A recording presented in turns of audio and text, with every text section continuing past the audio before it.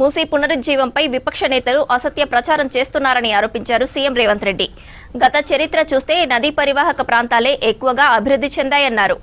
మంచి పనులు చేస్తుంటే విపక్ష నేతలు అభివృద్ధి నిరోధకులుగా మారారని ఆరోపించారు. విపక్షాలు ప్రభుత్వానికి సూచనలు ఇవ్వడానికి ఎందుకు ప్రయత్నం చేయడం లేదన్నారు. తాము తీసుకొస్తున్న ప్రాజెక్టు ఎవరికీ వ్యతిరేకం కాదని స్పష్టం చేశారు సీఎం రేవంత్ రెడ్డి. హైదరాబాద్ తాజ్ కృష్ణలో MRDCL ఆధ్వర్యంలో మూసీ ఇన్వెస్ట్ కార్యక్రమం నిర్వహించారు. అంతకుముందు మూసీ పునరుజ్జీవంపై ప్రభుత్వ అధికారులు ప్రజెంటేషన్ ఇచ్చారు. మూసీ పునరుజ్జీవనం ఆవశ్యకతపై ప్రజెంటేషన్ ఇచ్చారు. ఎవరికీ నష్టం కలిగించాలని తమ ఉద్దేశం కాదన్నారు సీఎం రేవంత్. మూసీ పునరుజ్జీవనంతో ఏ ఒక్క పేదవాడికి నష్టం ఉండదన్నారు.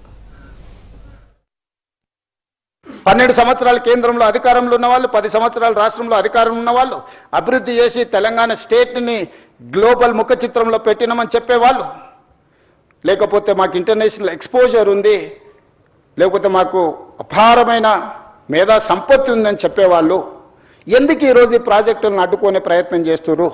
ఎందుకు సూచనలు ఇవ్వడానికి ప్రయత్నం చేస్తలేరు? If I do something wrong, you tell me what is that wrong, you find out, you suggest. I am there to take your suggestions. I am there to implement your suggestions. But you are simply saying that no.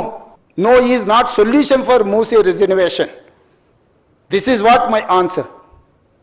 This is how I am going to react.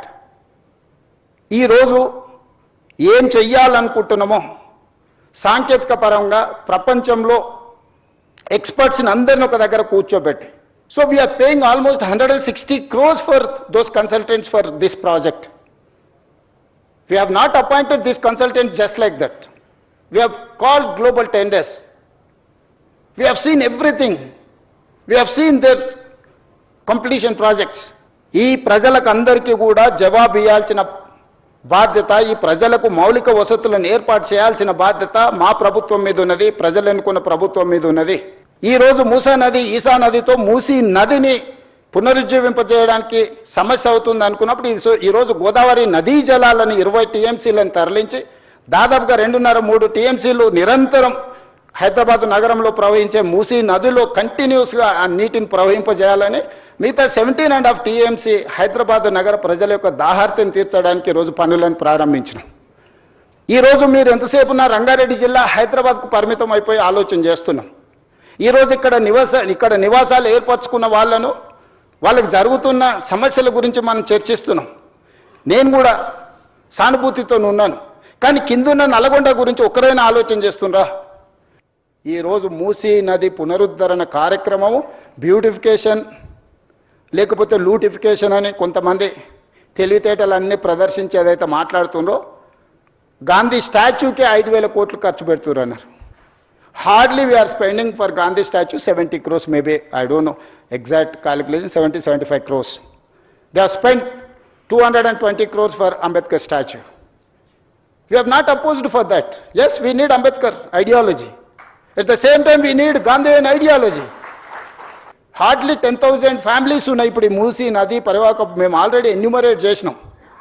4 నెలలు ఇంటింటికి వెళ్ళి ప్రతి దగ్గర ఆ ఇంటి వివరాలు అన్నీ రాసుకొచ్చి data collection చేసిన 4 నుంచి 5 నెలలు కొన్ని వందల మంది అధికారులను మూసీ నది పరివాహక ప్రాంతంలో ఉన్న పేదల యొక్క వివరాలు అన్నీ సేకరించిన.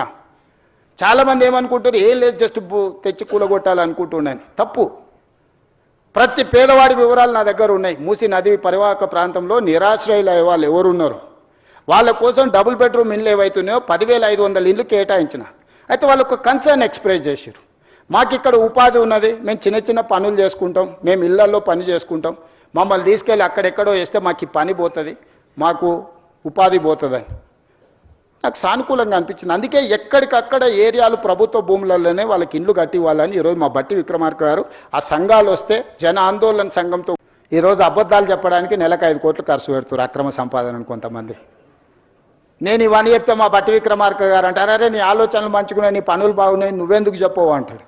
నాకు దీని మీదనే సమయం సరిపోతుంది, రోజుకు 18 గంటలు. పేదవాళ్ళ నిరాశ్రయులు చేయాలని ప్రభుత్వం ఎందుకు అనుకుంటుంది? పేదవాళ్ళతో శత్రుత్వం చేసినోడు తిరిగి మళ్ళీ అధికారంలోకి వస్తాడా? ఎక్కువ నా ఆలోచన ఏముంటుంది, ఇంకోసారి ముఖ్యమంత్రి కావాలి, మా ప్రభుత్వం రావాలని ఉంటుంది. అది రావాలంటే వాళ్ళకి మేలు చేయాలి, కానీ వాళ్ళని విధ్వంసం చేస్తే అది జరుగుద్దా? ఇది చేస్తే రేవంత్ రెడ్డికి చరిత్రలో ఒక పేరు వస్తుంది. కాంగ్రెస్ పార్టీకి ఈ ప్రభుత్వానికి మంచి పేరు వస్తుంది. ఈ రెండు వస్తే రెండోసారి కూడా మేము అధికారానికి దూరం అవుతామని కొంతమంది కడుపులో కుళ్ళు, మాటల్లో విషం, చూపుల్లో పగ, ఈ మూడు కాంబినేషన్స్తోని దీన్ని అడ్డుకునే ప్రయత్నం చేస్తున్నారు. ఇక ఇదంతా మీకు అప్పచెప్పిన నా జిమ్మేదారి అయిపోయింది. మీరందరూ దీన్ని కాపాడుకుందామా లేకపోతే కాలానికి వదిలేద్దామా మీరే డిసైడ్ చేయండి. ఎందుకంటే మీ అందరు మెజారిటీ అభిప్రాయం లేకుంటే నేను ముందుకు వెళ్ళదలుచుకోలేదు.